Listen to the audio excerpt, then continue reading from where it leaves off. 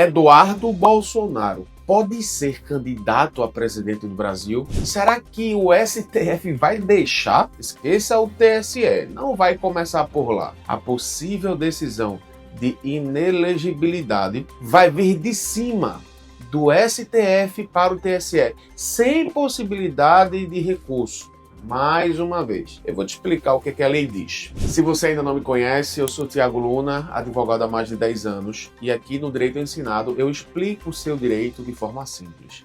Então, se isso lhe interessa, já deixa o like aqui nesse vídeo, se inscreve no canal para receber os próximos conteúdos. Não sei se você viu, mas esses dias na Câmara dos Deputados, o relator do processo que discute a cassação por faltas de Eduardo Bolsonaro, porque está nos Estados Unidos, pediu o arquivamento desse processo. Na prática, é como se o relator não visse ilegalidade dos atos de Bolsonaro e que ele pode continuar exercendo o seu mandato mesmo estando lá nos Estados Unidos. Mas esse é um processo administrativo na Câmara.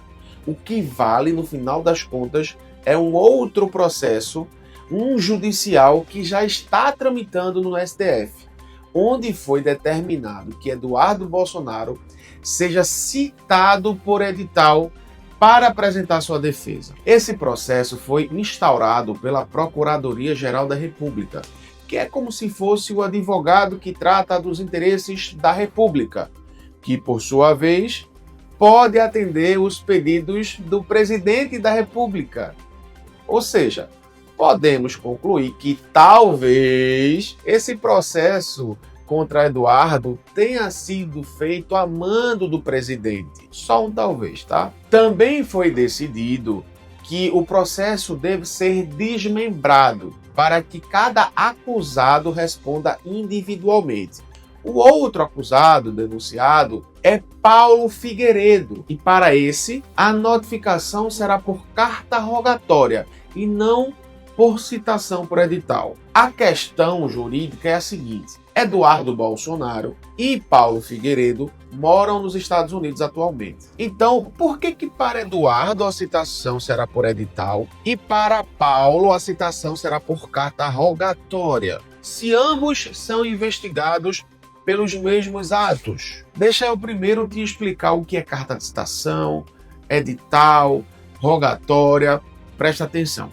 A carta de citação é o ato que dá ciência a uma pessoa de que tem um processo contra ela. Normalmente, essa citação é feita pelos Correios com AR, que é o aviso de recebimento, ou por um oficial de justiça que entrega pessoalmente à pessoa que está sendo citada a carta de citação. O que importa saber é que a citação é o documento formal que dá ciência a uma pessoa de que existe um processo contra ela. Quando não se encontra a pessoa a ser citada, pode acontecer a citação por edital. A citação por edital, na prática, é você colocar no Diário Oficial do Estado, onde tramita o processo, um comunicado de que existe um processo contra fulano de tal. A citação por edital só deve ser feita quando esgotadas as possibilidades de uma citação por carta ou pessoal por um oficial de justiça. No caso de Eduardo, o STF reconheceu que ele estava no exterior, dificultando então a sua notificação, a sua citação. Assim, optou-se por citá-lo através de um edital, para assegurar que o processo siga adiante. Mas o mesmo tratamento não foi dado a Paulo Figueiredo, que é o outro acusado,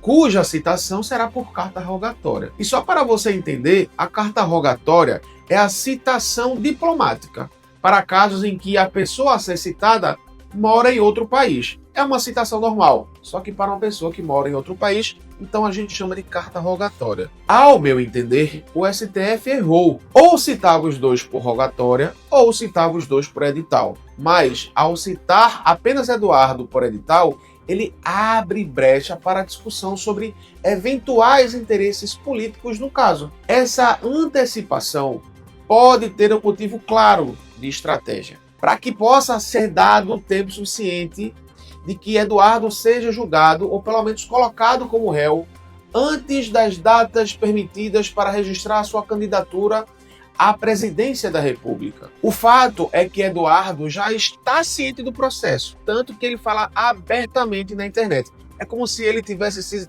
sido citado pela imprensa. Uma carta de citação por imprensa. Uma nova modalidade aí. Aqui vai o que eu penso. Quanto antes Eduardo for condenado, antes poderá se tornar inelegível. E o STF demonstra-se interesse nisso. Outro ponto. Se Eduardo vier ao Brasil para fazer campanha, terá o risco real de ser preso. Se houver aí um mandado de prisão ou medida cautelar com esse objetivo já decretado sem a gente saber, né? Ele pode ser coerçado pela justiça se pisar no território nacional. Isso torna ainda mais difícil estruturar uma campanha efetiva, que arriscaria se locomover, participar de comícios, eventos, concorda? O processo político ficaria extremamente conturbado. Mesmo que haja força política e base de apoio, legalmente será uma montanha íngreme a ser escalada. A eventual candidatura vai enfrentar obstáculos práticos, mas também judiciais. E você, o que acha disso tudo? Você acha que é possível sim Eduardo disputar a presidência mesmo com esse processo pendente? Sei que tem um cunho político nessas informações que eu estou passando, mas a questão jurídica sobre a citação, você sabia o que era uma citação e quais são as formas de se citar uma pessoa? Citação por edital, rogatória, citação normal por carta, por oficial? Comenta aqui. Outra coisa, você acha que o STF forçará a condenação de Eduardo para que ele se torne ficha suja antes da eleição? Se você tivesse que apostar, diria que ele vai conseguir registrar a candidatura ou ele vai ser barrado com esse processo no judiciário, no STF? Fala aí nos comentários, vamos conversar por lá. Se esse vídeo ajudou você a entender meandros jurídicos por trás desse caso político, já dá o like, se inscreve aqui no canal e ativa o sininho para não perder os próximos vídeos. E se quiser aprofundar mais, o link com as matérias que deram origem a esse vídeo estão todos aqui na descrição. Até o próximo vídeo do Direito Ensinado, onde eu explico o seu direito de forma simples. Um grande abraço, tchau, tchau.